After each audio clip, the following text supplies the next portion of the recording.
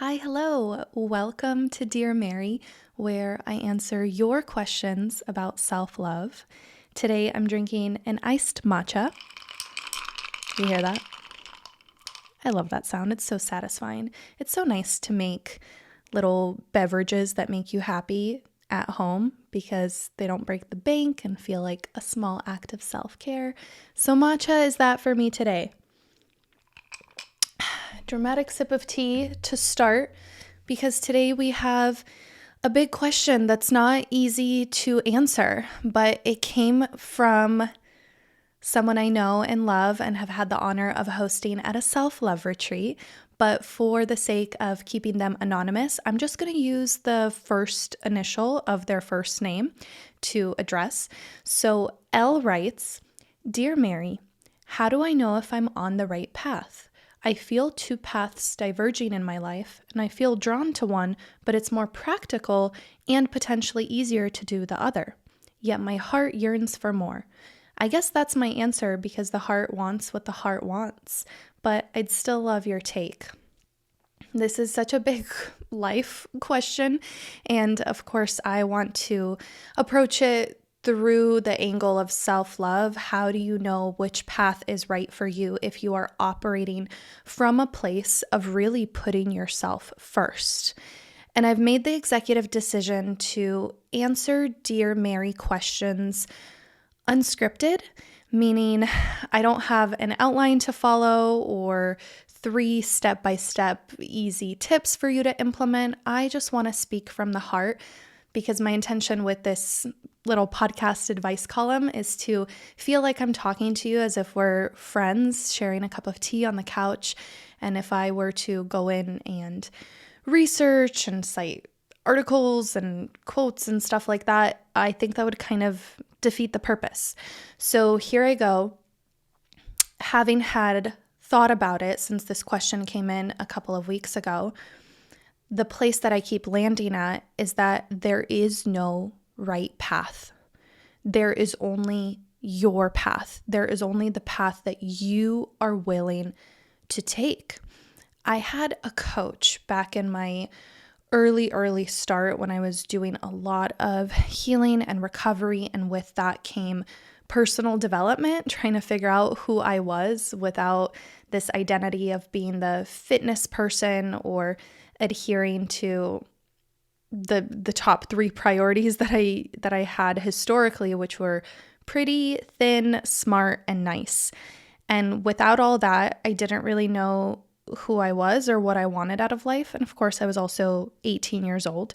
So I decided to dive full force into a whole bunch of life coaching programs. And one of my coaches early on, he gave this speech in front of the room. He was like, "Do you see these shoes I'm wearing?" And I think they were like fancy shoes. He's like, "Do you see these shoes I'm wearing? These are not my shoes. I'm just borrowing them."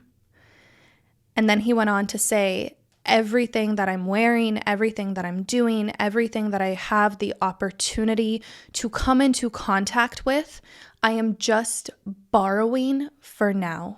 This is just mine for now to experience, to learn from, to take something away with me. But all that stuff, whether it's something you're wearing, some part of your identity, we are probably all familiar with the Buddhist teachings of detachment and how being attached to things and even people, which I find a lot harder to detach from, of course, but attachment is really what causes agitation because we don't know who we are without that thing, and we can't find inner peace if we're always looking for outer fulfillment.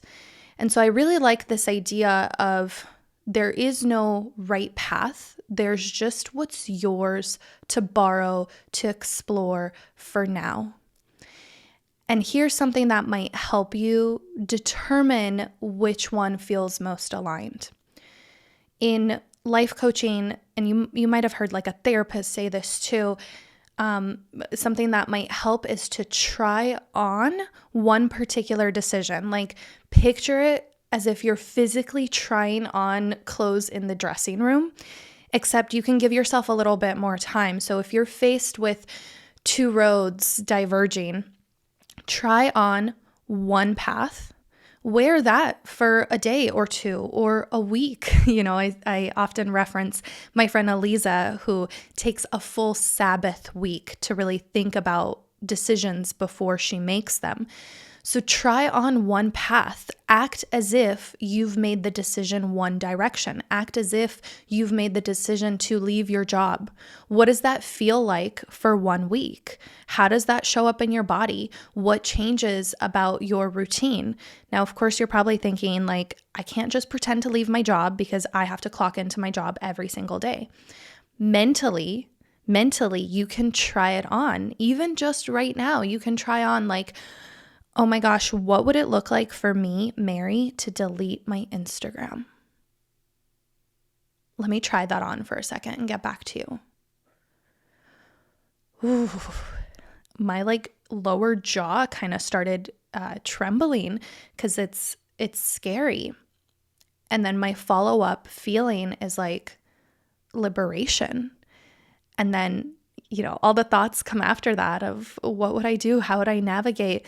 And if I sat with that for a week and maybe still did my work, but at the very least, pretended like I could right now delete my social media, what would that feel like?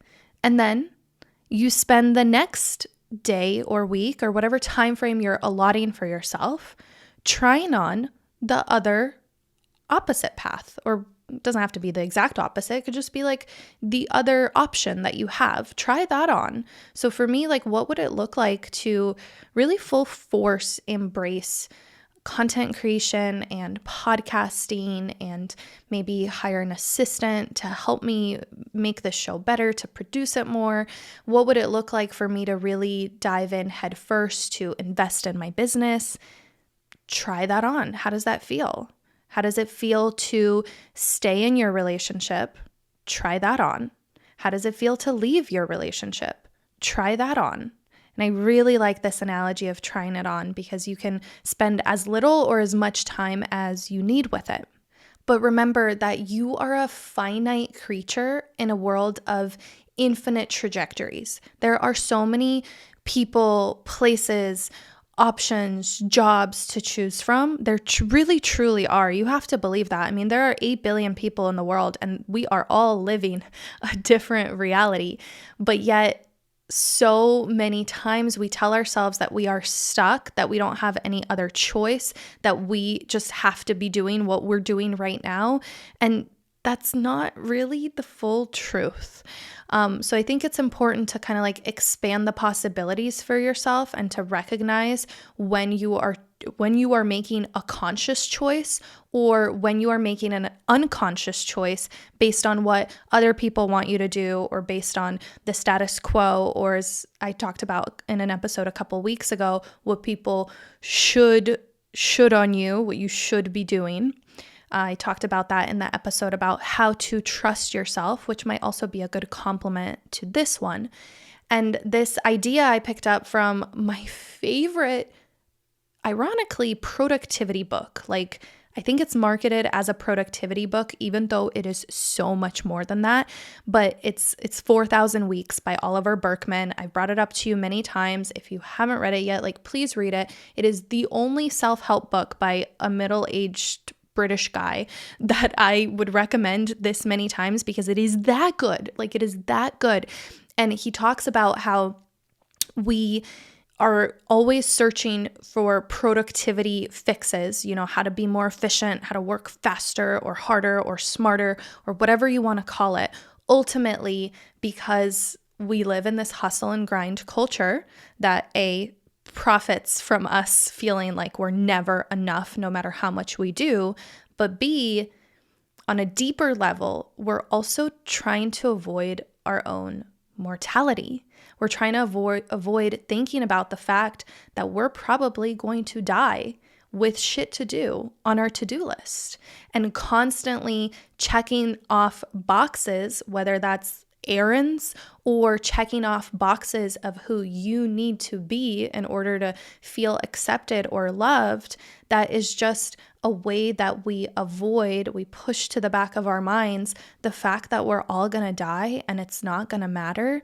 And we really need to distinguish between what's truly important, what's truly meaningful, and what's merely urgent or part of a societal hierarchy of expectations. So with this book constantly on my mind, especially when it comes to how I approach work and decision making when it comes to career paths, it's a big part of how we spend our time, so it makes sense that we think about that often. I wrote this little piece for the Retreats by Mary account because our next retreat coming up is all about feeling lost and finding your path, right? Not the right path, but your path, whichever one you choose, and feeling confident in that choice, knowing that there might be bumps along the road, you might make mistakes, you will learn from them. It might be the most amazing, successful journey at this point in your life, and it might not be, but at the very least, it's yours for now. So I wrote this piece that I wanted to pull up for you because I'm kind of proud of it. It kind of just like sums up the answer to this Dear Mary question. You are a finite creature in a world of infinite trajectories. Though the possibilities are limitless, your capacity is finite. Remember that. The possibilities are limitless. They truly are, but your capacity is finite. This is especially hard to swallow if you're a multi-passionate soul who wants to do all the things, but find yourself getting overwhelmed, spread thin, and burnt out. Can you tell I wrote this for myself? When you think, I don't know what to do with my life, it's less because you literally don't know and more because you're afraid to choose. You're afraid because choosing one path requires passing on another. There's like a certain level of grief that is built into that process of making one decision. You are also shutting down the opposite one. You're afraid because choosing one path requires passing on another. So many books to read, so many people to meet, so many places to see, so many versions of yourself to be. But what if I don't choose the quote, right one? There is no right one. There's only yours for now. This book, it's yours to read for now. This person in front of you, they're yours to love for now. The situation you're in, it's yours to learn from for now. The person you are, she's yours to be for now. Nothing is permanent. So many things are going to change. And I think that so much of self-love is making choices that feel most aligned to you right now in this moment without thinking too much into the past or too deep into the future, right? We know what those are, without getting depressed about what should have, could have, would have been, and without getting anxious and agitated and stressed out, worried about what might be in the future. You got to live in the moment and choose the path that feels most right. Code word feels most right for now. And remember, you can always change your mind. I hope this answers your question, at least somewhat, on a abstract level. And in a practical sense, like keep in mind that most decisions are reversible. There are very few decisions that you'll make in life that are truly irreversible. Even things that feel really big, like what job to take, in the grand scheme of things, like it's not going to be as permanent and life-changing as you make it out to be in your mind.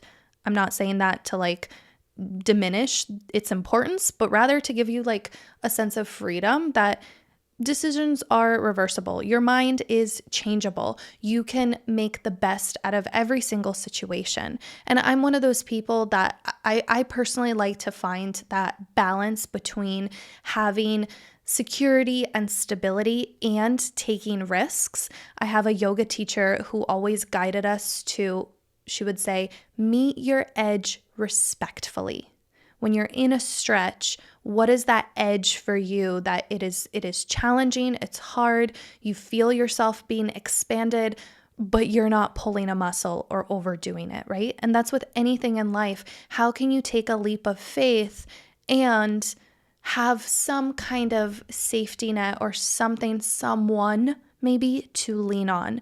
Okay, I feel like I am at a point where I over answered this question, but I just want to remind you there is no right one. There's only yours for now. If you would like to send in your questions, you can email those to pod, at maryscupoftea.com. And to make it easier on all of us, I'm going to ask that your question isn't more than a paragraph, like 5 sentences. It just makes it easier for me to digest and read and answer on this show. So email your questions to pod at maryscupoftea.com. My team and I will go through those emails and choose some to answer anonymously on Dear Mary episodes. Thank you so much. I love you, and I will talk to you in the next one.